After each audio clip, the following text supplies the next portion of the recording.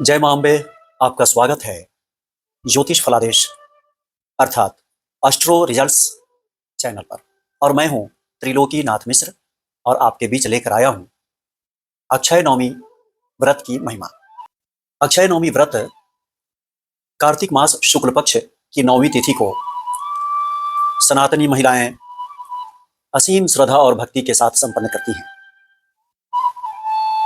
आपको पता है इस व्रत को कब आरंभ किया गया? युगों में आदि युग सतयुग को माना जाता है और उसी युग में एक बार मां लक्ष्मी धराधाम पर विचरण करने का विचार करती हैं और जब पृथ्वी पर भ्रमण करने आती हैं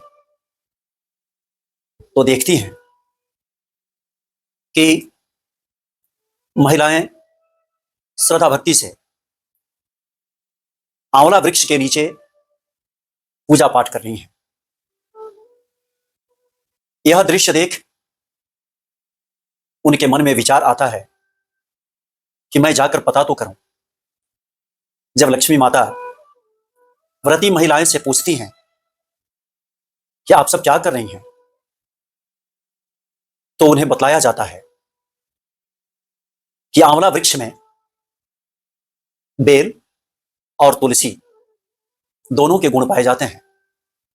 और हम सभी जानते हैं कि बेल के वृक्ष पर भगवान शिव का वास और तुलसी में भगवान विष्णु का वास होता है। माता प्रसन्न होती हैं, संतुष्ट होती हैं। व्रती महिलाएं बतलाती हैं कि हे देवी, आंवला को धात्री फल कहा जाता है क्योंकि इसमें मातृत्व के गुण पाए जाते हैं।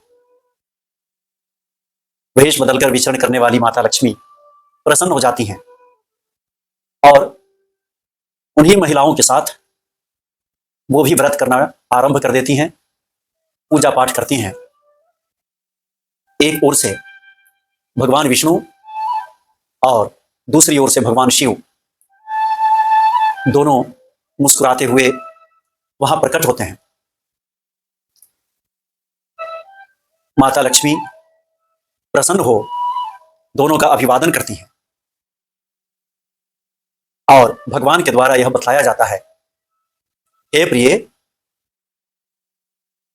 आंवला वृक्ष में हम दोनों का वास होता है। और भगवान विष्णु बतलाते हैं कि एक समय एक राजा प्रतिदिन आंवला दान करने का संकल्प लिए थे। आंवला का वृक्ष, आंवला का फल दान कर रहे थे। कुछ वर्षों के बाद उनके पारिवारिक जनों को यह पसंद नहीं आया। पुत्र ने प्रतिकार किया। राजा और रानी दोनों राजपाट छोड़ जंगल की ओर चले गए। वहां जाकर राजा ने असीम भूभाग में आंवला के पौधे लगाए। कुछ दिनों के बाद आंवला फल देने लगे और उस फल से बच्चों, युवा, वृद्धों की रक्षा होने लगी, रोगी निरोग होने लगे। और हे देवी, हम दोनों देवताओं के साथ वह राजा तुम्हारे 8 स्वरूपों की पूजा करने लगा और अंततोगत्वा उसे वैकुंठ की प्राप्ति हुई। तब से कार्तिक शुक्ल पक्ष नवमी, क्योंकि इसी दिन से सतयुग का आरंभ हुआ था, अतः इसी दिन सनातनी महिलाएं अपने घर में प्रसन्नता, धन संपदा, ऋण मुक्ति, पुत्र पौत्र की प्राप्ति हेतु और रोगों के निवारण हेतु अक्षय नवमी का व्रत करती हैं और पूजा करती हैं। तब से लेकर युग युगांतर तक अक्षय नवमी को पूजा होने लगी। लेकिन आपको पता है कि इस दिन विशेष रूप से हमें क्या करना चाहिए। यदि आप भी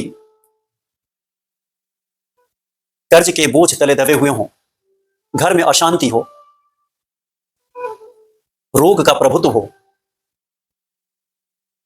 तो इस दिन अर्थात अक्षय नवमी को अपने आचार्य, अपने पुरोहित को बुलाकर ऋण मोचन शिव स्तोत्र, विष्णु सहस्त्रनाम का पाठ, श्री सूक्त और कनक धारा का पाठ कराएं, तो आपके घर में निरोगिता, ऋण मुक्ति और पुत्र पौत्र आदि धन संपदा आदि से आप युक्त हो सकते हैं। पुनः आपसे भेंट होगी एक नए विचारों, एक नए वीडियो के साथ। तब तक के लिए अलविदा, वंदे मातरम।